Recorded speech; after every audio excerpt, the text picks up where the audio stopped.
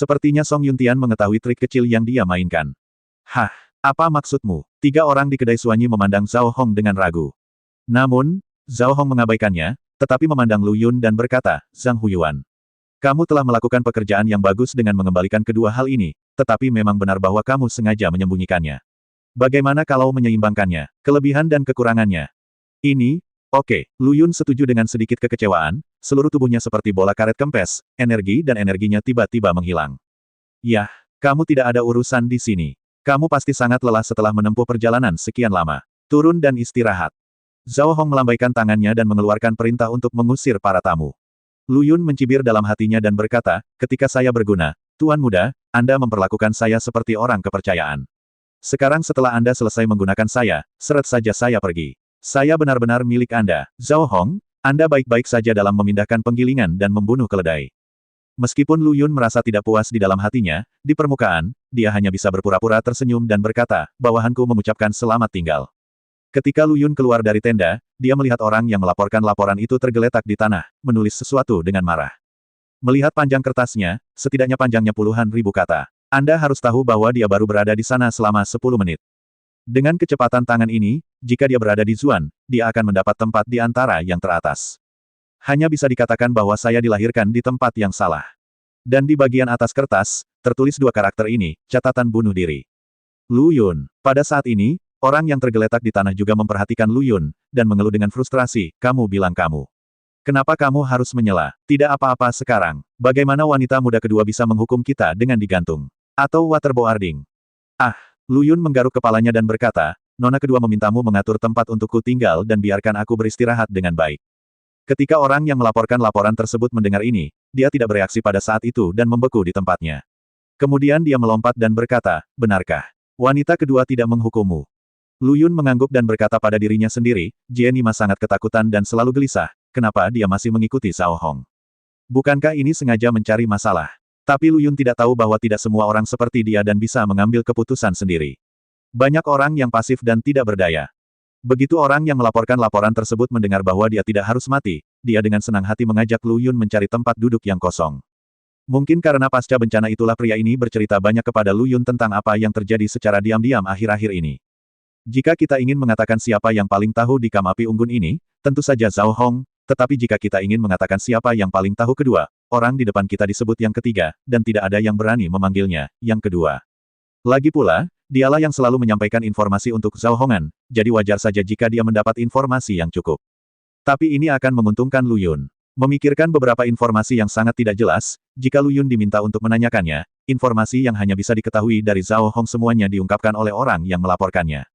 Jenis yang bahkan tidak dapat Anda dengarkan jika Anda tidak mau. Hal ini juga memungkinkan Lu Yun dengan cepat memahami hubungan halus antara tiga keluarga besar saat ini. Di permukaan, tiga keluarga besar telah membentuk aliansi untuk membantu keluarga Wu bersaing dengan kedai Suanyi. Secara pribadi, keluarga Zhao dan keluarga Yan, Zhao Hong dan Yan Hongcai juga mencapai kesepakatan. Jika situasinya benar-benar kritis, kedua keluarga tidak hanya tidak akan membantu keluarga Wu, tetapi juga akan mendorong keluarga Wu ke belakang. Adapun Zhao Hong, yang paling bijaksana, dia telah melakukan kontak di pagi hari karena kedai Suanyi.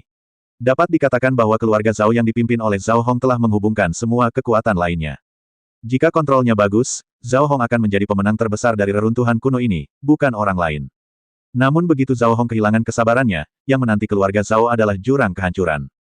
Hal ini membuat Lu Yun harus menghela nafas. Zhao Hong memiliki hati yang besar, dia sangat berani. Untuk mendengar lebih banyak informasi dari orang yang melaporkan laporan tersebut, Lu Yun berulang kali mengubah ruang api unggun yang disediakan olehnya, dan akhirnya mengubahnya dari lokasi terbaik ke lokasi paling pinggiran, di sebelah api unggun yang berbatasan dengan keluarga Yan. Orang-orang yang duduk di dekat api unggun di sini semuanya adalah tokoh-tokoh yang terpinggirkan di panti jompo keluarga Zhao, dan mereka adalah umpan meriam pertama yang menderita jika terjadi konflik dengan keluarga Yan. Zhang Huyuan, apakah kamu yakin ada di sini? Orang yang melaporkan laporan itu menggaruk kepalanya dan tidak mengerti mengapa Lu Yun memilih tempat di mana dia tidak bisa tidur nyenyak. Yah, betapa menyenangkannya di sini. Lu Yun tersenyum dan duduk, berkata, tidak buruk. Ini dia, kamu bisa pergi dan melakukan urusanmu sendiri.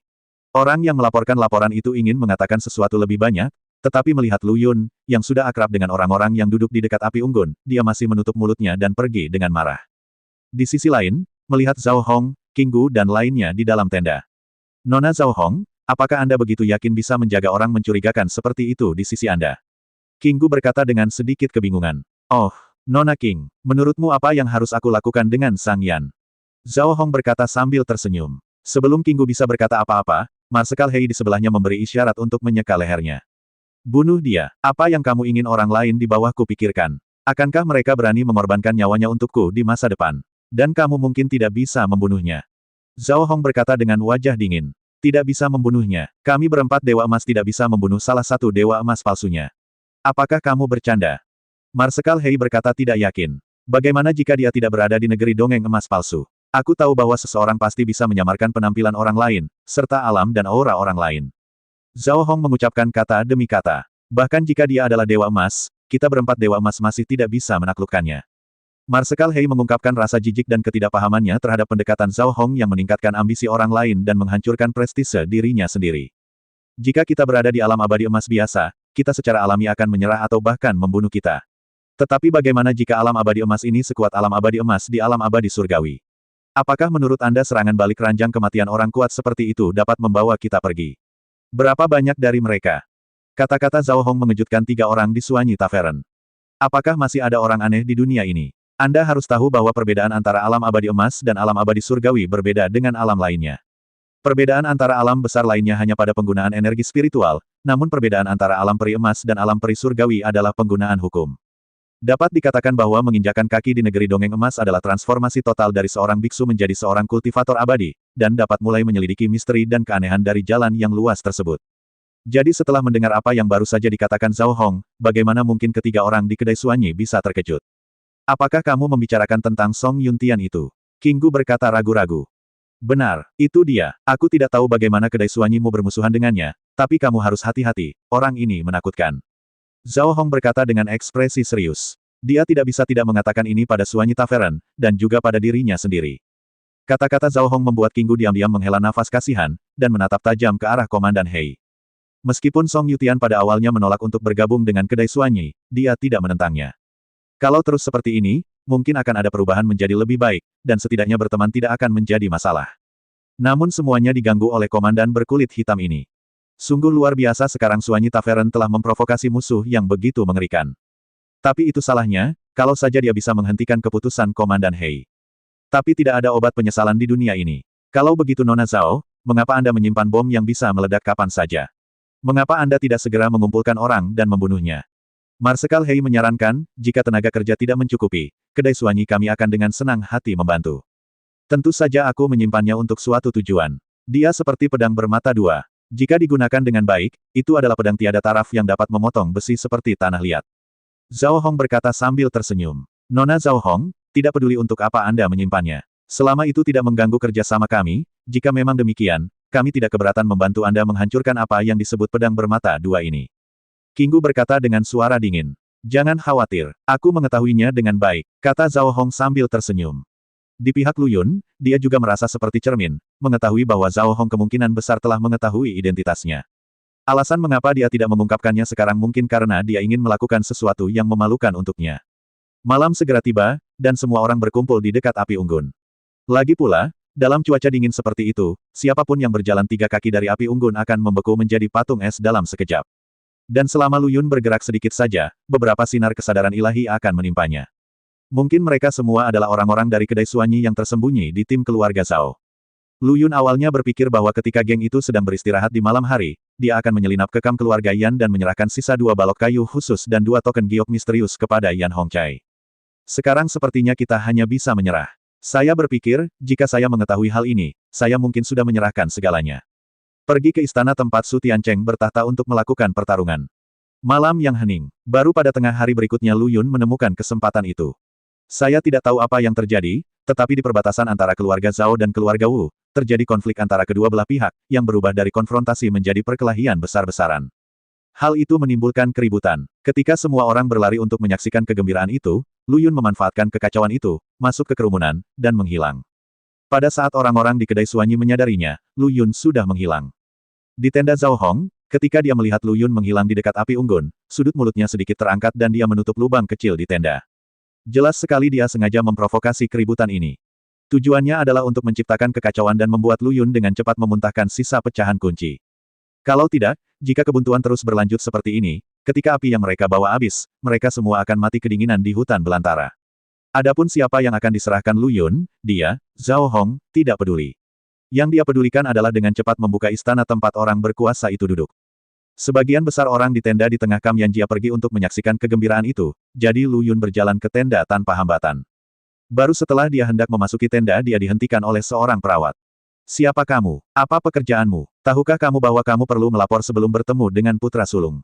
Lu Yun tidak menarik tangannya kembali, atau bahkan berbalik, ini masalah mendesak, sudah terlambat untuk melaporkannya.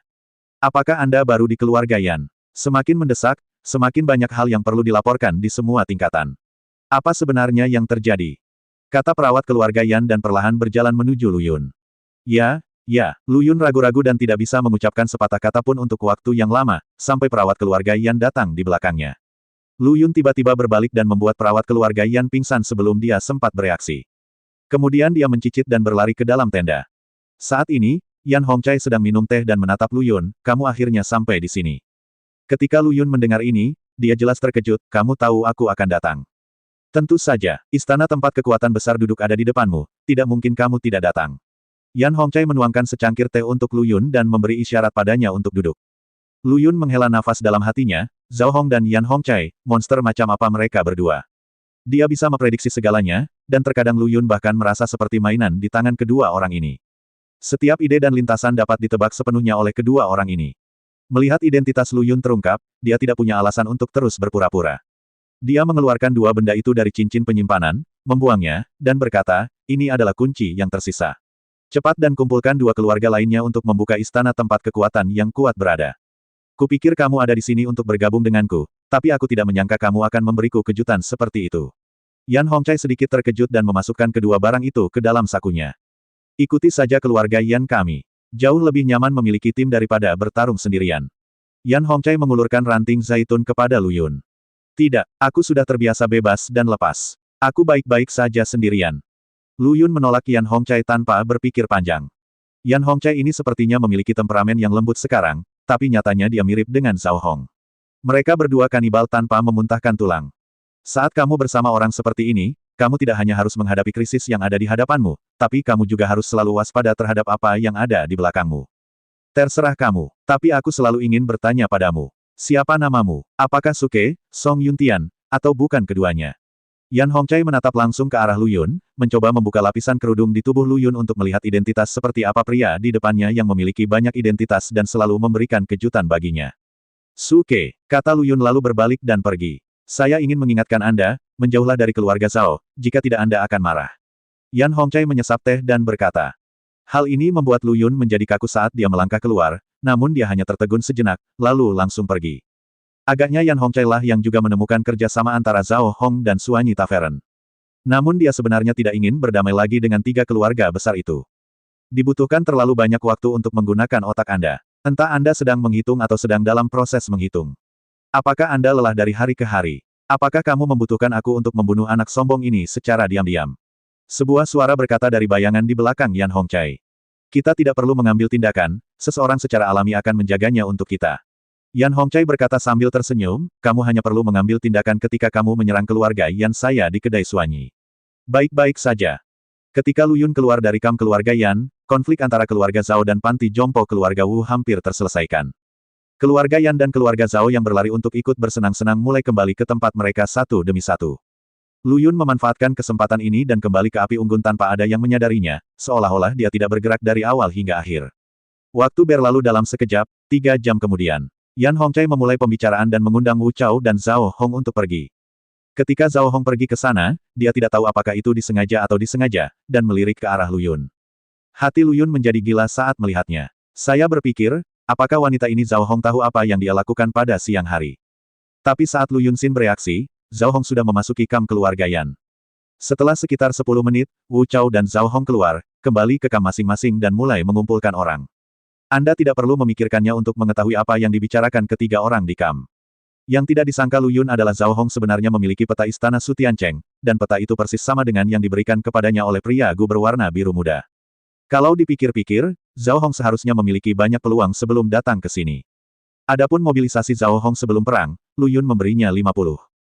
Ini tidak lebih dari sup ayam bergizi bagi jiwa. Jika Lu Yun memiliki keterampilan, dia mungkin juga mengamati orang-orang di sekitarnya. Wanita yang berdiri di sekitar Zhao Hong menarik perhatian Lu Yun. Karena ke-11 wanita ini, tidak lebih dan tidak kurang, sebenarnya terdiri dari 4 pasang anak kembar dan sepasang kembar 3. Dan wilayah semua orang ada di negeri dongeng emas. Menurutku 11 wanita ini seharusnya menjadi orang kepercayaan Zhao Hong. Adapun penjaga dari keluarga Zhao ini, mereka seharusnya berada di sini untuk bertindak sebagai umpan meriam. Meskipun jika para penjaga ini dibawa keluar dengan selamat, mereka seharusnya dapat meningkatkan kekuatan keluarga mereka secara signifikan, tetapi dibandingkan dengan warisan dari Taiking Xuanxian, kehidupan para penjaga alam peri emas ini agak tidak mencukupi. Adapun orang-orang di kedai Suanyi yang bercampur di panti jompo ini, tampaknya orang-orang ini memiliki metode komunikasinya sendiri, yang terlihat dari anggukan Zhao Hong dari waktu ke waktu ketika dia berbicara. Adapun King Gu dan pria kulit hitam tampan, Lu Yun sama sekali tidak melihat jejak ketiga orang ini. Saya tidak tahu di mana ketiga orang ini bersembunyi, dan mereka pergi menemui orang-orang dari Suanyi Tavern. Tiba-tiba sebuah tangan diletakkan di bahu Lu Yun, mengembalikan pikirannya yang mengembara. Zhang Yan, nyonya kedua mengizinkan kita membentuk tim dengan bebas. Ayo membentuk tim, kamu akan menjadi kaptennya. Lu Yun menoleh ke belakang dan melihat bahwa pemilik tangan ini adalah orang yang melaporkan percakapan yang baik. Dia hendak menyetujuinya, namun dihentikan oleh sebuah suara, pergi dan cari orang lain. Dia satu tim denganku. Lu Yun menoleh dan menatap Zhao Hong dengan heran ketika semua orang berkumpul di tengah. Ketika Zhao Hong mengucapkan kata-kata ini, tidak hanya keluarga Zhao yang hadir yang tercengang, tetapi orang-orang di kedai Suanyi juga bingung. Lagi pula, tak seorang pun kecuali Bibi King dan 3 orang lainnya yang tahu tentang keanehan panti jompo kecil milik keluarga Zhao ini. Mau tak mau aku bertanya-tanya, mungkinkah panti jompo ini menjadi selir dari wanita muda kedua dari keluarga Zhao? Zhang Yan, apakah kamu keberatan? Zhao Hong memandang Lu Yun dengan merendahkan, seolah-olah dia adalah seorang kaisar yang memandang para menterinya. Lu Yun sedikit mengangkat sudut mulutnya dan menggelengkan kepalanya, nona kedua telah berbicara. Beraninya aku berpendapat. Selain itu, merupakan kehormatan bagiku, Zhang, untuk berada di tim yang sama dengan nona kedua. Meskipun Lu Yun tidak tahu jenis obat apa yang dijual di labu Zhao Hong, dia benar-benar punya alasan untuk menolak undangan kecantikan itu. Meski kecantikan ini adalah femme fatale. Setelah membentuk tim, Zhao Hong menyemangati panti jompo keluarga Zhao dan orang kepercayaannya. Adapun Lu Yun, dia melirik orang-orang di kedai Suanyi lagi, tetapi karena masalah Zhao Hong barusan, rasa kehadirannya tiba-tiba meningkat. Jadi, jika pandangannya tertuju pada seseorang terlalu lama, hal itu akan menarik orang lain untuk bergabung dengannya, dan kemudian dia akan ketahuan. Hal ini membuat Lu Yun sangat kesal. Dia awalnya ingin mengamati orang-orang di kedai Suanyi. Sekarang dia telah dikacaukan seperti ini, itu mungkin tidak mungkin terjadi. Saudaraku, bukankah kamu hanya ingin mendengar apa yang mereka bicarakan? Ini mudah untuk ditangani. Suara RH tiba-tiba terdengar di benaknya. Lu Yun, RH, apakah kamu punya ide? Lupa bagaimana aku membantumu menguping komunikasi antara manusia burung terakhir kali dengan klan King Luan. Apa yang disebut komunikasi jiwa di kedai Suanyi tidak sebaik manusia burung itu. RH berkata dengan nada menghina. Segera suara Komandan Hei muncul di benak Lu Yun. Tim pertama dan tim kedua akan mengikuti 3 aksi kita, dan 3 dan 4 tim sisanya akan mengikuti Zhao Hong. Sedangkan untuk tim kelima, jika ada kesempatan, mereka bisa menyelinap ke keluarga Yan atau keluarga Wu. Akan lebih mudah untuk mengalahkan mereka jika mereka bekerja sama di dalam dan di luar. Saya ingin menambahkan bahwa jika saya bertemu Zhang Yan ini di istana kekuasaan kuno, saya akan menjauh darinya, apalagi berpikir untuk bermusuhan dengannya. Suara King Gu mengikuti dari dekat. Semua orang di kedai Suanyi tercengang, berpikir, mungkinkah gadis ini adalah selir King Gu? Mengapa Anda melindungi panti jompo sekecil itu? Yang paling penting adalah dia tidak terlihat bagus di foto ini. Mungkinkah ada yang berbeda dari orang biasa? Atau haruskah dia menjalani kehidupan yang baik dan disukai oleh 2 wanita cantik ini? Melihat tatapan orang-orang di kedai Suanyi yang memandangnya, Lu Yun juga cukup bingung. Apa yang sedang kamu lakukan? Satu demi satu, mereka tidak diizinkan untuk hidup. Lu Yun tidak salah mengucapkan sepatah kata pun, tapi dia tiba-tiba menjadi anak laki-laki paling tampan di antara penonton. Kemana dia bisa bernalar dengan hal ini? Tepat ketika Lu Yun mengeluh di dalam hatinya, perubahan tiba-tiba terjadi. Wei Hao, suara ini familiar bagi Lu Yun. Itu adalah jiwa gelap yang berada di peringkat 78 di antara pahlawan mabuk. Di luar dugaan, ia juga ikut serta dalam rapat mobilisasi tersebut, namun tidak pernah angkat bicara. Hah, ada apa? Jiwa hitam, betapa tidak pantasnya terkejut begitu. Bukankah itu mempermalukan kita pahlawan mabuk? Kata Marsekal Hei dengan marah. Dia awalnya tidak puas dengan jiwa gelap ini. Dia tidak mengudara lebih awal dan lebih lambat, tapi dia hanya mengudara ketika reruntuhan kuno yang kuat dibuka dan mengambil kendali atas Suanyi Tavern. Jika Anda mendapat kesempatan, Anda pasti akan melontarkan komentar sinis. Dasar bodoh, pria gendut. Seseorang sedang menguping, dan kamu bahkan tidak menyadarinya. Jiwa hitam berkata dengan suara serius. Apa? Seru King Gu. Tidak bagus. Aku ketahuan. Lu Yun segera meminta RH untuk memotongnya, tapi dia masih mendapat serangan balasan. Semua orang di kedai Suanyi mendengarkan perintah tersebut dan melihat sekelilingmu untuk melihat apakah ada orang yang aneh. Aku baru saja menyakiti orang lain, jadi dia pasti terluka. Kata jiwa hitam. Saya melihat orang-orang dari kedai Suanyi mulai mengamati sekeliling, dan segera mata mereka tertuju pada Lu Yun. Karena Lu Yun sedang menutupi wajahnya dengan tangannya saat ini, bertanya-tanya apa yang sedang dia lakukan. Terlihat paling mencurigakan. Tepat ketika orang-orang di kedai Suanyi hendak menyerang Lu Yun. Lu Yun tiba-tiba mengangkat kepalanya, hanya untuk melihat dua bola kapas dimasukkan ke hidungnya, dan dia bergumam, sial. Kenapa kamu memakai pakaian seksi seperti itu? Mimisanku hanya melihatnya. Ketika Lu Yun mengatakan ini, matanya masih menatap seorang pria di kedai Suanyi dari waktu ke waktu. Tindakan ini mengejutkan orang-orang di kedai Suanyi yang hendak menyerangnya. Salah satu dari mereka, yang sama sekali tidak tahu apa-apa, berkata dengan suara rendah kepada orang-orang di kedai Suanyi yang tampak terkejut, saudaraku. Saya ingin menyarankan Anda untuk menjauh dari Zhang Yan itu. Orang itu tidak hanya cabul, tapi juga cabul. Dia masih biseksual, mungkin dia tidak hanya akan merindukan wanitamu, tapi juga merindukanmu. Mendengar hal tersebut, orang di kedai Suanyi bergidik dan segera menyingkirkan Lu Yun sebagai tersangka. Terutama pria yang dilihat langsung oleh Lu Yun, dia mungkin ingin memotong Lu Yun menjadi beberapa bagian dengan 1000 pisau. Itu hanya sekilas, tapi butuh seumur hidup untuk menyembuhkannya. Orang-orang lain di kedai Suanyi merasakan ketidakadilan terhadap King Gu. Aku berpikir dalam hati, kenapa King Gu, gadis yang begitu baik, bisa jatuh cinta pada orang mesum bajingan itu? Mengapa? Melihat orang-orang di kedai Suanyi memalingkan muka satu demi satu, Lu Yun merasa sedikit lega. Dia akhirnya tertipu. Saya harus mengatakan bahwa saya benar-benar harus berterima kasih kepada Zhang Yan kali ini. Jika bukan karena biseksualitasnya yang tercela, akan sangat sulit bagi Lu Yun untuk menghilangkan kecurigaan tersebut. Zhao Hong telah selesai berbicara saat ini dan memimpin semua orang menuju segel istana. Saat ini, keluarga Wu dan keluarga Yan yang dipimpin oleh Wu Chao dan Yan Hongcai telah lama menunggu di sini. Lu Yun hanya menatap kedua orang ini dan kemudian mengarahkan pandangannya ke istana yang menjulang tinggi di tengah gunung. Ini adalah istana tempat Su Tiancheng duduk di istana. Lu Yun bergumam pada dirinya sendiri, sepertinya tidak ada segel di sekitarnya. Tepat ketika Lu Yun sedang bingung, Wu Chao memandang Zhao Hong dan bercanda, Nona kedua Zhao. Anda akhirnya sampai di sini. Saya telah menghabiskan begitu banyak waktu menunggu Anda. Zhao Hong terkekeh dan tidak menjawab kata-kata Wu Chao, semua orang di sini, ayo berhenti menulis. Tidak masalah. Sesuai kesepakatan kita sebelumnya, jika ada yang berani melanggar aturan, jangan salahkan dua perusahaan lainnya karena mengusirnya. Ya, tidak masalah. Ayo kita mulai, kata Wu Chao sambil mengeluarkan 10 balok kayu khusus dan 10 token giok misterius dari cincin penyimpanan. Hal yang sama berlaku untuk Yan Hongcai dan Zhao Hong, masing-masing mengeluarkan 11, dan yang lainnya mengeluarkan 13. Dalam sekejap, 3 sinar cahaya putih naik ke langit dan meledak langsung menuju istana di tengah gunung. Pemaksaan yang tak tertahankan menyebar, dan kekuatan hukum yang kuat melonjak di udara, langsung menuju ke semua orang. Plakat batu giok misterius di atas kepala Zhao Hong dan yang lainnya mengeluarkan cahaya lembut, membentuk perisai pelindung berwarna putih susu yang menyelimuti semua orang. Ledakan, penutup pelindung berwarna putih susu menyebabkan riak di bawah pengaruh kekuatan hukum, seolah-olah akan hancur kapan saja. Melihat pemandangan ini, jantung Lu Yun berdetak kencang. Jika kekuatan hukum ini menyerangnya saat ini, bahkan jika tubuh fisiknya sangat kuat, mungkin tidak ada peluang untuk bertahan hidup. Setelah beberapa saat, kekuatan hukum melemah, dan penutup pelindung berwarna putih susu juga ditutupi dengan retakan seperti jaring laba-laba. Setelah segelnya dibuka, seperti yang telah kita diskusikan sebelumnya, keluarga Yan kami akan menyediakan balok kayu dan tablet batu giok paling banyak, dan keluarga Yan kami akan memutuskan urutan masuknya. Apakah kalian berdua baik-baik saja? Yan Hongcai memandang Zhao Hong dan Wu Chao sambil tersenyum. Tak satu pun dari mereka mengucapkan sepatah kata pun, jelas menyetujui. Kalau begitu tolong undang keluarga Zhao untuk memberi kami permulaan. Lu Yun tercengang oleh kata-kata Yan Hongcai, dan dia menatap bola-balik ke wajah kedua orang itu. Ada sesuatu yang mencurigakan di antara kedua orang ini. Lu Yun awalnya mengira Yan Hong akan membiarkan keluarga Yan pergi duluan. Tapi dia tidak pernah menyangka akan membiarkan keluarga Zhao pergi dulu. Tentu saja, hal ini tidak menutup kemungkinan bahwa keluarga Zhao diminta mencari jalan keluar karena takut akan bahaya. Namun, melihat wajah Wu Chao yang hampir meneteskan tinta, Lu Yun menyerah.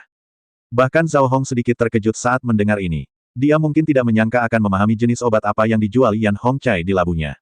Namun, karena mampu mengambil langkah pertama, Zhao Hong tidak menunjukkan bantahan apapun. Dia menyapa bawahannya dan bersiap untuk bergerak menuju istana di tengah gunung. Sebelum berangkat, Lu Yun secara tidak sengaja melirik ke arah Yan Hongcai dan menemukan bahwa pihak lain juga sedang menatapnya dengan penuh arti.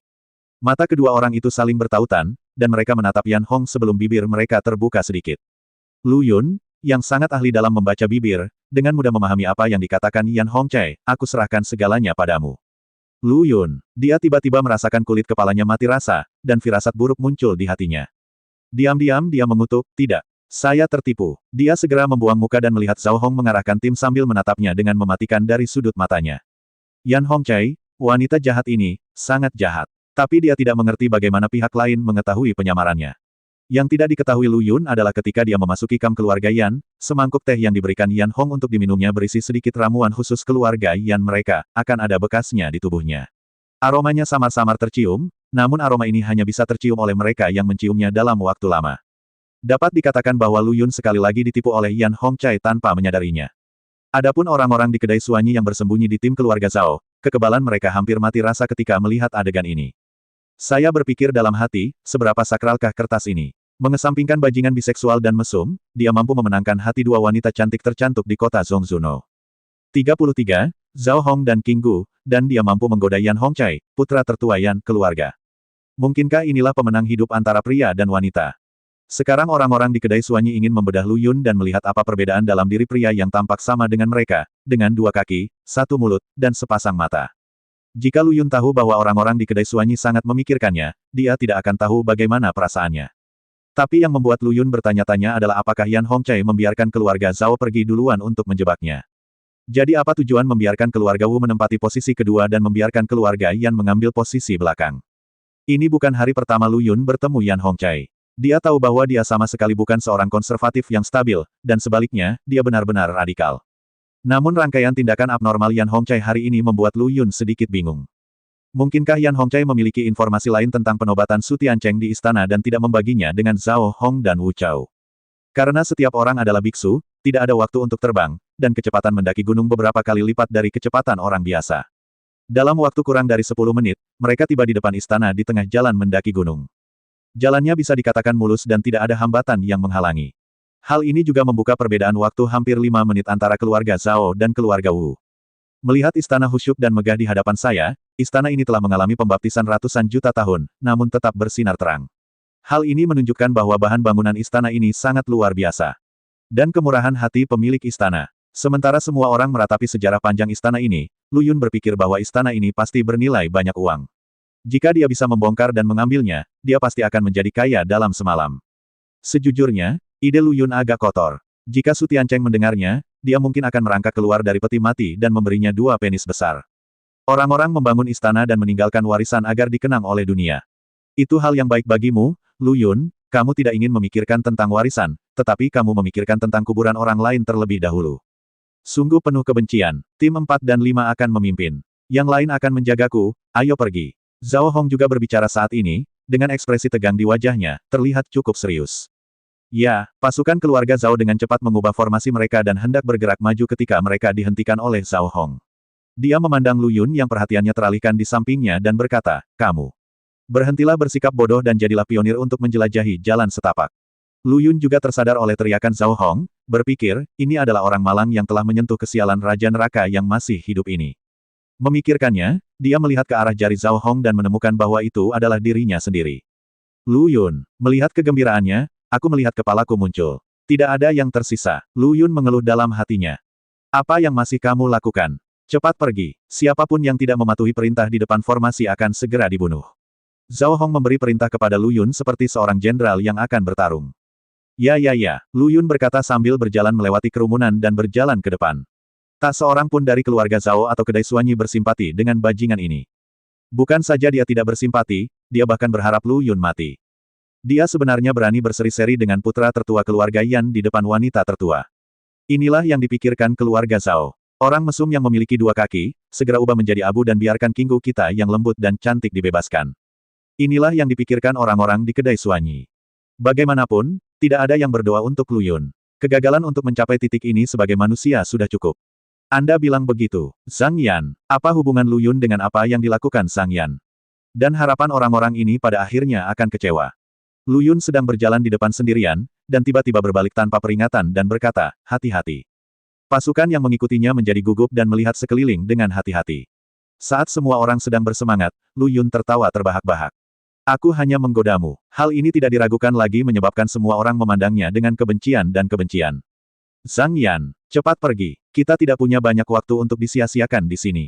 Zhao Hong berkata dengan muram, menahan amarah di hatinya dan menahan diri agar tidak meledak. Saya hanya ingin menghidupkan suasana. Lu Yun berkata sambil tersenyum. Setelah jeda, Lu Yun sekali lagi memimpin dan berjalan menuju pintu masuk istana. Di tengah jalan, keluarga Wu menyusul. Ketika mereka melihat keluarga Zhao, mereka tidak pergi terlalu jauh dan bergegas tanpa berpikir. Dia harus bersaing dengan keluarga Zhao untuk mendapatkan tempat pertama memasuki istana. Melihat ini, keluarga Zhao secara alami merasa tidak puas dan mempercepat, pasti memasuki istana sebelum keluarga Wu menyusul. Melihat Lu Yun melewatinya satu persatu, wajahnya menjadi pucat dalam sekejap. Jangan, tapi sudah terlambat. Kekuatan hukum yang agung bangkit dan langsung menyelimuti ruang terbuka di alun-alun depan istana. Aura pembunuh memenuhi udara. Semua orang seperti patung kayu, dipaku pada tempatnya. Semua orang tahu di dalam hati bahwa siapapun yang berani bergerak saat ini akan mencari kematian. Kamu sudah selesai. Menurutmu mengapa kamu harus begitu kompetitif? Apakah sekarang baik-baik saja? Tidak ada dari mereka yang bisa keluar. Lu Yun berkata sambil menatap orang-orang di depannya yang tidak berani bergerak. Baru pada saat itulah orang-orang dari keluarga Zhao dan kedai Suanyi menyadari bahwa Lu Yun tidak berjalan membabi buta bersama mereka, tetapi menghindari formasi di depan istana. Tapi aku terlambat menyadarinya. Berhentilah melontarkan komentar sinis, Zhang Wei. Hancurkan lingkaran sihir ini dengan cepat. Zhao Hong berteriak pada Lu Yun. Lu Yun merentangkan tangannya dan berkata, aku tahu cara menghindarinya, tapi aku tidak tahu cara memecahkannya. Dia tidak berbohong, dan alasan mengapa dia bisa menghindari formasi dengan sempurna sebelumnya sepenuhnya karena area ini ditandai pada peta yang disediakan oleh pria Gu berwarna biru muda. Meskipun tidak dikatakan ada formasi di sini, rute yang bengkok telah ditandai. Lu Yun baru saja mengikuti rute itu, dan semuanya baik-baik saja. Namun baik Zhao Hong, anak buahnya, maupun orang-orang di kedai Suanyi tidak mempercayai apa yang dikatakannya. Mereka semua berpikir saat ini, Anda dapat menghindari lingkaran sihir ketika tidak diaktifkan dan mencari rute untuk menghindari lingkaran sihir ini. Tapi aku tidak bisa memutus lingkaran sihir ini. Bukankah ini bohong? Hal ini membuat Lu Yun sangat kesakitan. Dia benar-benar tidak tahu caranya. Semua orang di keluarga Wu di belakang mereka juga bingung. Mengapa mereka memasuki lingkaran sihir begitu mereka muncul? Zhao Hong, apa yang terjadi? Wu Chao berteriak pada Zhao Hong di depannya. Saat ini, Zhao Hong penuh dengan emosi negatif dan tidak tahu bagaimana cara melampiaskannya. Sekarang tidak apa-apa, masuk akal untuk menyalahkan semua kesalahan pada Wu Chao. Lagi pula, menurut pendapatnya, jika bukan karena keluarga Wu yang dipimpin oleh Wu Chao, mereka akan bergegas maju apapun yang terjadi, dan keluarga Zhao akan melakukannya. Dia juga tidak akan salah mengambil jalur dan memicu jebakan karena terlalu panik. Zhao Hong sedang berhadapan dengan Wu Chao, dan mulut kecilnya seperti api biru gatling. Tadadada, Lu Yun di samping merasa mati rasa dan berpikir, dia harus menjauh dari wanita Zhao Hong ini di masa depan. Dia tidak bisa mengendalikan keterampilan verbal ini. Wu Supernatural tidak mau kalah, tetapi di bawah serangan terus-menerus Zhao Hong, dia hanya mampu membuka mulutnya beberapa kali. Saat ini, keluarga Yan yang dipimpin oleh Yan Hongchai memanjat tanpa tergesa-gesa dan tidak terkejut sama sekali saat melihat pemandangan di depan istana. Bahkan melihat ekspresinya, sepertinya semuanya sesuai harapan. Lu Yun benar-benar terkejut. Tampaknya Yan Hongchai memiliki informasi paling banyak. Alasan mengapa dia berani menjadi orang terakhir yang berangkat adalah karena dia berharap keluarga Zhao dan keluarga Wu pasti akan berangkat untuk formasi. Kalian berdua, tenang, aku tahu cara menghancurkan formasi ini. Hanya dengan satu kalimat, ruang terbuka di alun-alun depan istana langsung menjadi sunyi. Mata semua orang terfokus pada Yan Hongchai. Saya melihat bibir dan gigi pihak lain terbuka sedikit dan berkata, tapi ini akan memakan waktu cukup lama. Mohon tunggu dengan sabar.